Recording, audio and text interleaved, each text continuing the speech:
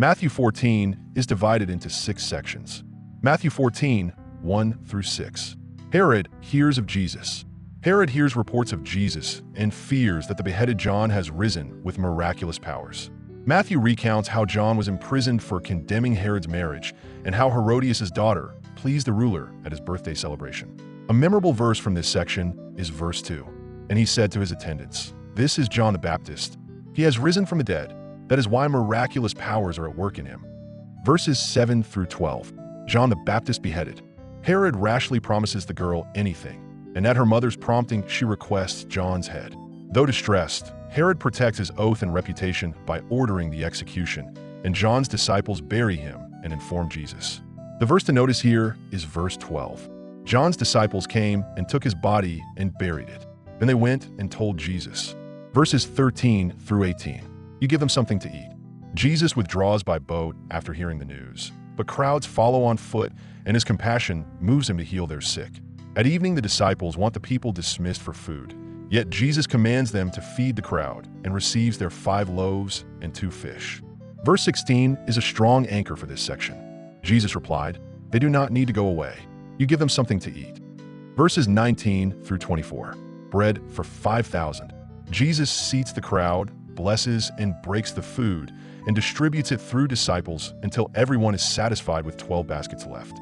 After feeding 5,000 men plus women and children, he sends the disciples across the lake, dismisses the crowd, and prays alone as their boat struggles against the wind.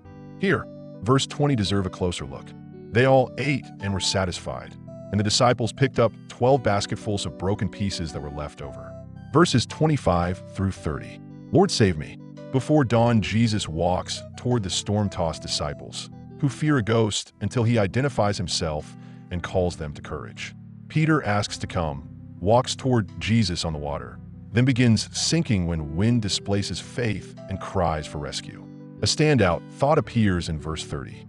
But when he saw the wind, he was afraid and, beginning to sink, cried out, "Lord, save me." Verses 31 through 36. Truly you are the Son of God. Jesus immediately catches Peter and questions his doubt. Then the wind ceases when they enter the boat.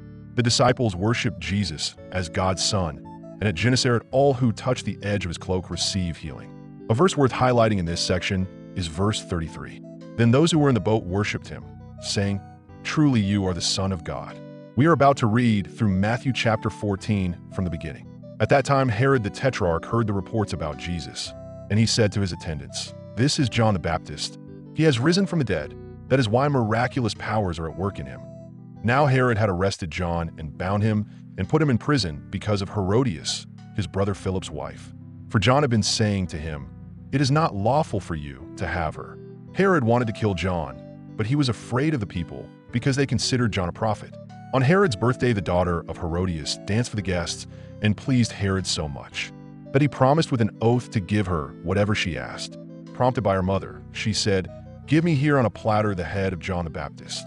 The king was distressed, but because of his oaths and his dinner guests, he ordered that her request be granted, and had John beheaded in the prison. His head was brought in on a platter and given to the girl, who carried it to her mother. John's disciples came and took his body and buried it. Then they went and told Jesus. When Jesus heard what had happened, he withdrew by boat privately to a solitary place. Hearing of this, the crowds followed him on foot from the towns. When Jesus landed and saw a large crowd, he had compassion on them and healed their sick. As evening approached, the disciples came to him and said, "This is a remote place, and it's already getting late. Send the crowds away so they can go to the villages and buy themselves some food." Jesus replied, "They do not need to go away. You give them something to eat." "We have here only 5 loaves of bread and 2 fish," they answered. "Bring them here to me," he said. And he directed the people to sit down on the grass. Taking the 5 loaves and the 2 fish and looking up to heaven, he gave thanks and broke the loaves. Then he gave them to the disciples, and the disciples gave them to the people. They all ate and were satisfied, and the disciples picked up 12 basketfuls of broken pieces that were left over.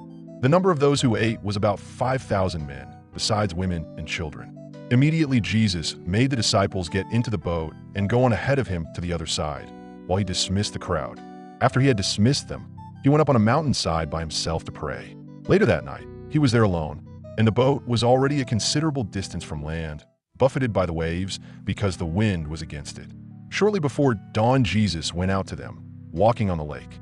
When the disciples saw him walking on the lake, they were terrified. "It's a ghost," they said, and cried out in fear. But Jesus immediately said to them, "Take courage.